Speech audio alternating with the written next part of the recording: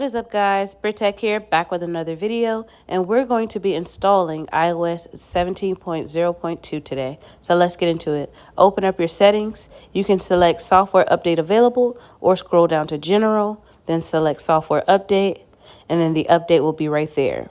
Now, this update is approximately 281.4 megabytes, and it is to fix an issue that may prevent transferring data directly from another iPhone during setup. So this is one of those crucial installs, guys. You don't want to miss this because you could potentially have this issue on your phone and not know it until the time comes. So when you are ready, select update now, enter your passcode, and then it is going to download the install for you. So once it is done downloading this may take up to 10 to 20 minutes just to do the download. Once the download is finished, it will prompt you to install. Sometimes it will just go straight to the install, but this will be dependent upon how your settings are set up.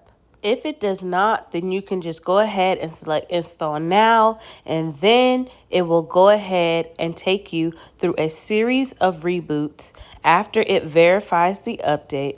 And then also, if it does not give you the option to install now, if it is grayed out, this is because you need to either reboot your phone or you need to plug it up to the charger. After the verifying update process is complete, you will see this screen right here, and this is where the software update is being installed. It may reboot 2 to 3 times, maybe more, depending on the size, and then you will come to this screen and you will know that your phone is up to date.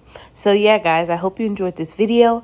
Do not forget to like, comment, and subscribe, and I'll see you guys next time. Peace.